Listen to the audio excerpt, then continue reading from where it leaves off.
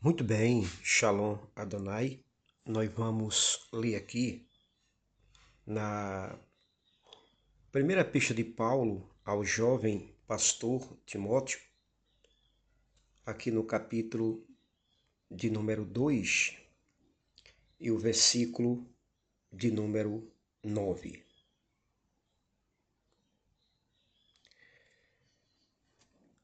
Observe que diz assim o versículo 8 que eu digo: Quero, pois, que os homens orem em todo lugar, levantando mãos santas, sem ira nem contenda. Veja só.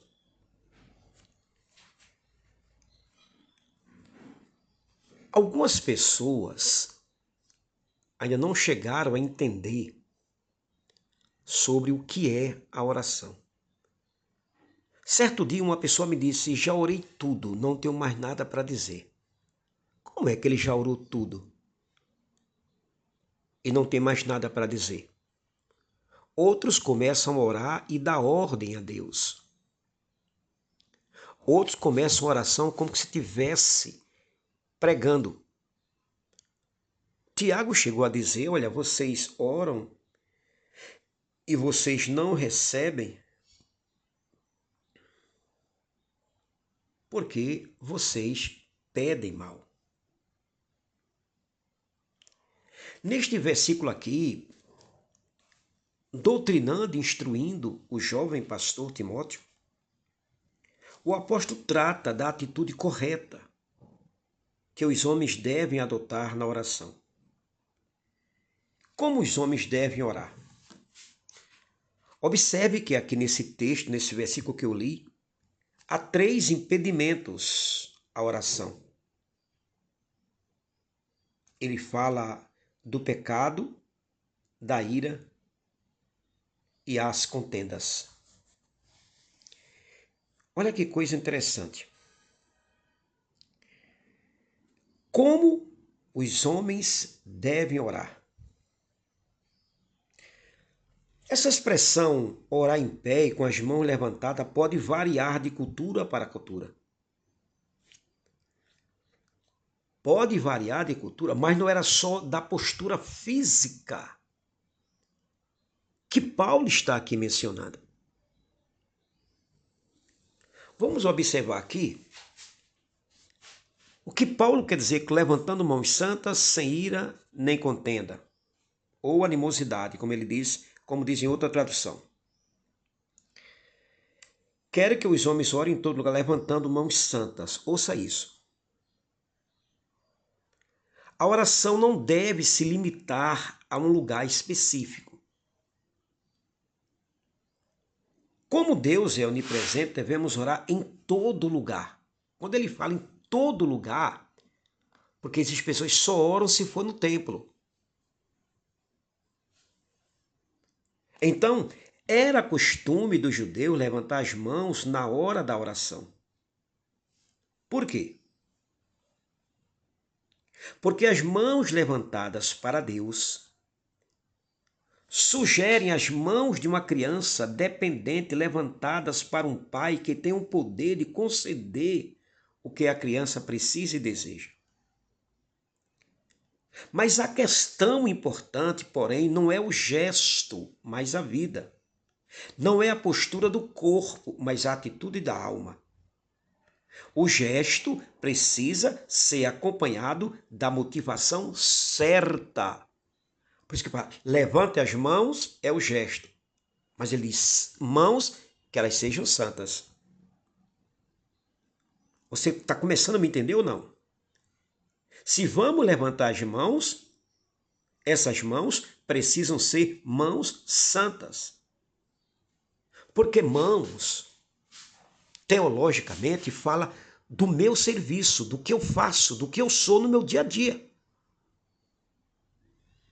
Porque a vida santa é a base da oração eficaz. Você sabia disso, não? A vida santa é a base da oração eficaz. Você não pode esquecer desse ponto. Você está me entendendo ou não? Isso aqui é simplesmente muito importante.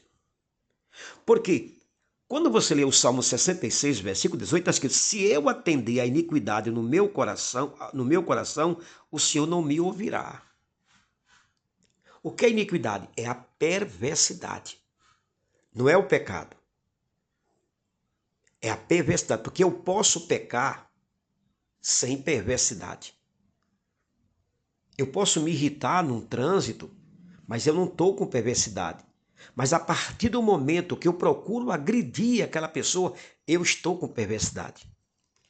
São duas coisas diferentes, que eu ainda vou falar aqui para vocês o que é pecado, iniquidade e transgressão. Então, a postura na oração não é uma questão indiferente, como muitas pessoas dizem. Pouco importa se você vai orar sentado, deitado, com as mãos para cima, mão para baixo, de cócoras. Não, isso não tem nada a ver. O importante é orar. Não. A postura não é uma questão indiferente quando se trata de oração.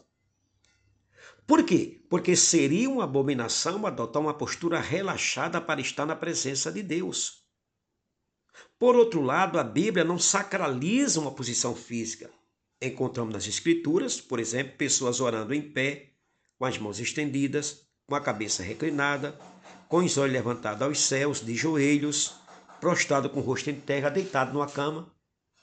Mas essas pessoas que oraram com as mãos estendidas, em pé, cabeça reclinada, com os olhos levantados aos céus, de joelhos, prostrado com o rosto em terra ou deitado numa cama, eles tinham uma vida santa. Está começando a me entender? Então, eu posso orar sentado, eu posso orar de joelho, eu posso orar com as mãos levantadas, pouco importa. Mas, no entanto, que eu tenho uma vida santa. Então, mãos santas fala do que eu faço, do que eu sou no meu dia a dia. Senão, Deus não atende às minhas orações. Outra coisa que é interessante, que é o segundo segredo, ele fala que sem ira,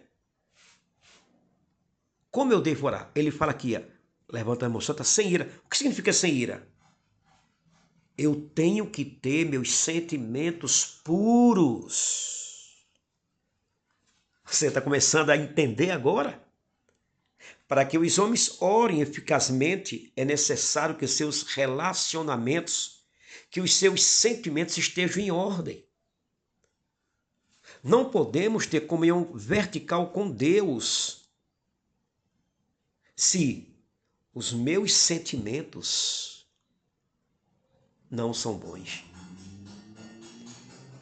Se dentro de mim existe imundícia, porque Jesus falou isso aos fariseus: vocês são santos por fora, na postura, na indumentária, nas vestes, mas vocês são como túmulos caiados.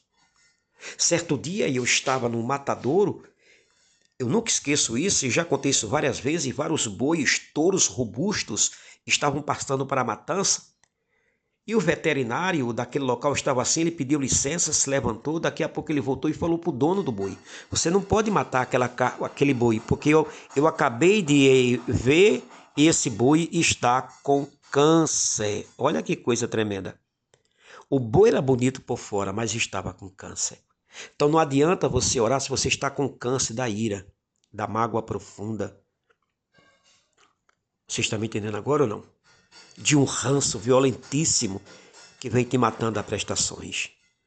Então eu tenho que orar com meus sentimentos puros. E por último, Paulo fala: como eu devo orar?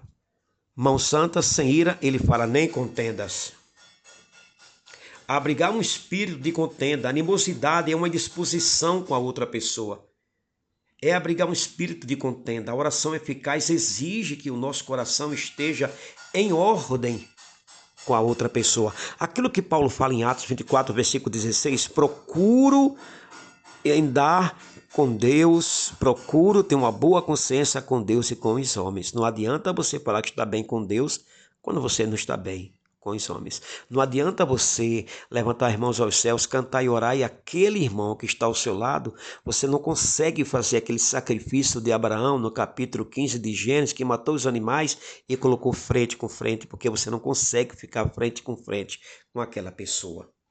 Então, quem não busca reconciliação com o próximo, quem tem contenda com seu irmão, quem briga e discute com ele, esse não pode comparecer em oração perante Deus. Por isso que a autoavaliação e reconciliação precedem a oração. Foi por isso que Paulo falou para aquela igreja complicadíssima de Corinto: examine-se o homem a si mesmo. Examine-se o homem a si mesmo. Vai orar? Examine-se. Examine-se. Porque só você é que consegue dar o diagnóstico do seu coração. Porém, não ore se suas mãos não forem santas, não ore se você não tem sentimentos puros, não ore se você tem contendas. Ficou aqui essa dica, essa orientação a respeito desses 3 segredos da oração. Baruch Hashem, Deus te abençoe.